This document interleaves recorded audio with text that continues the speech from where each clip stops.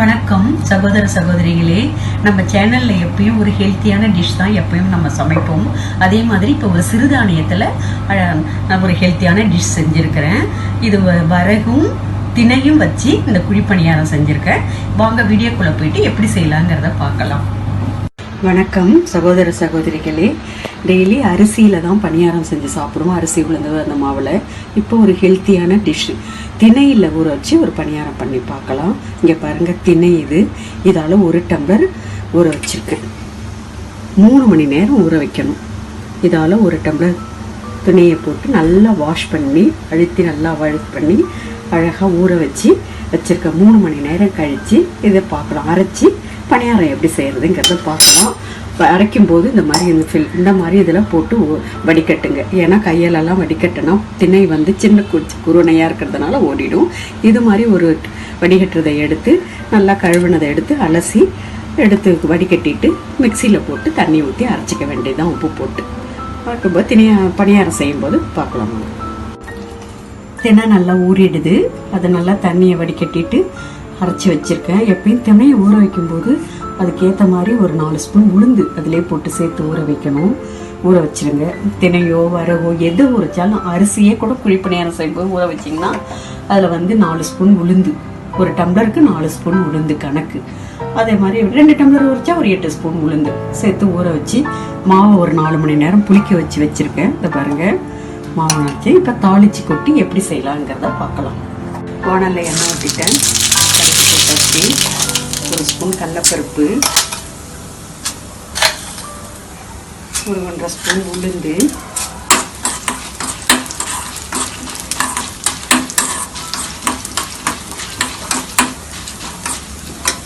2 ஜீரகம்,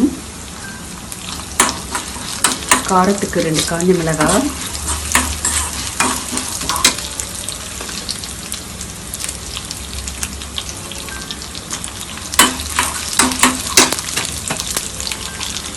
கொஞ்சம் பெருங்காயப்பொடி, கருவேப்பிலை,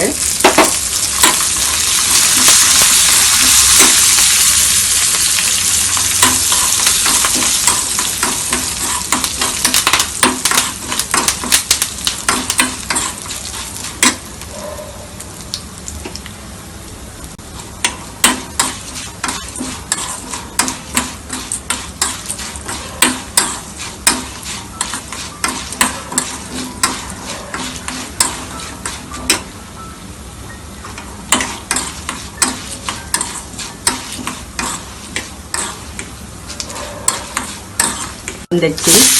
வெங்காயம் நல்லா சின்ன வெங்காயம் நிறைய கட் பண்ணி வச்சுருக்கிறேன். உங்களுக்கு பெரிய வெங்காயம் சின்ன வெங்காயம் எது கிடைக்குதோ வெங்காயம் நிறைய போட்டுக்கலாம். காய் ஏதாவது இருந்தால் கூட கேரட் பீன்ஸ் எது வேணாலும் போட்டுக்கலாம். வெங்காயத்துக்கு கொஞ்சம் உப்பு போடுற வெங்காயத்துக்கு மாவில் உப்பு போட்டு அரைச்சிக்கோங்க.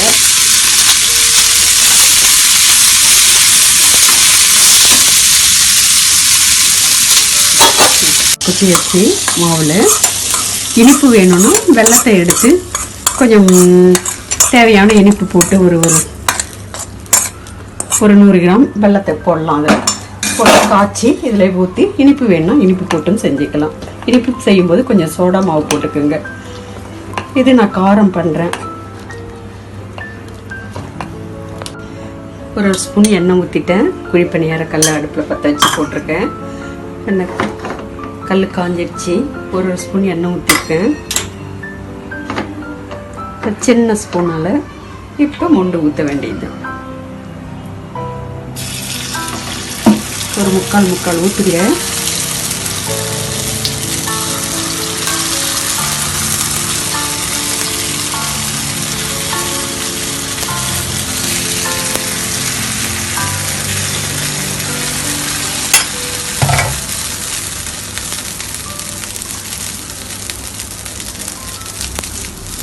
மேலே 2 சொட்டு எண்ணெய். ஏன்னா ஃபஸ்ட்டே ஊற்றியாச்சு போதும்.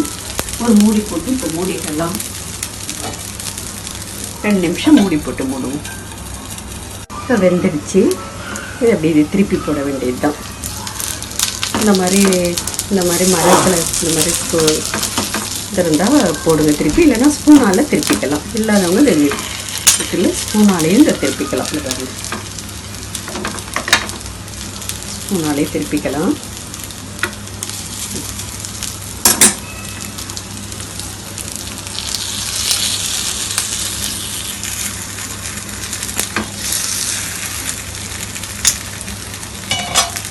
கொஞ்ச நேரம் ரெடி ஆயிடுச்சு. பாருங்க,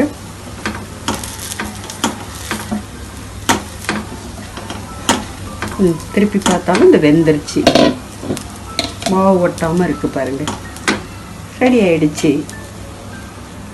பின்பக்கமும் வெந்தாச்சு.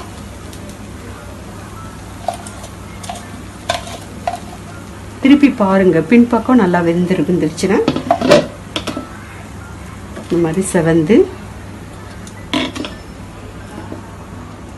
ரெடி. இங்கே பாருங்க, நம்மளுடைய சிறுதானியம் விழிப்பணியாரம் ரொம்ப அருமையாக அழகாக ரெடி ஆயிடுச்சு. இது பாருங்க, இப்படி புட்டு காமிக்கிறேன், எவ்வளோ சாஃப்டாக எம்மியாக எவ்வளோ அழகாக இருக்குது பாருங்கள். இதை குழந்தைங்களுக்கு இது மாதிரி செஞ்சு கொடுத்தீங்கன்னா சிறுதானியம் உடம்புக்கு நல்லது. இப்போ இருந்தே குழந்தைங்களுக்கு பழக்கப்படுத்தலாம். சிறுதானியம் சாப்பிட்றதுல நமக்கும் ஆரோக்கியமாக இருக்கும். இதோ எப்படி இருக்குது பாருங்கள். இந்த வீடியோ உங்களுக்கு பிடிச்சிருந்தா லைக் பண்ணுங்கள், ஷேர் பண்ணுங்கள், கமெண்ட் பண்ணுங்கள், சப்ஸ்கிரைப் பண்ணுங்கள். தேங்க்யூ.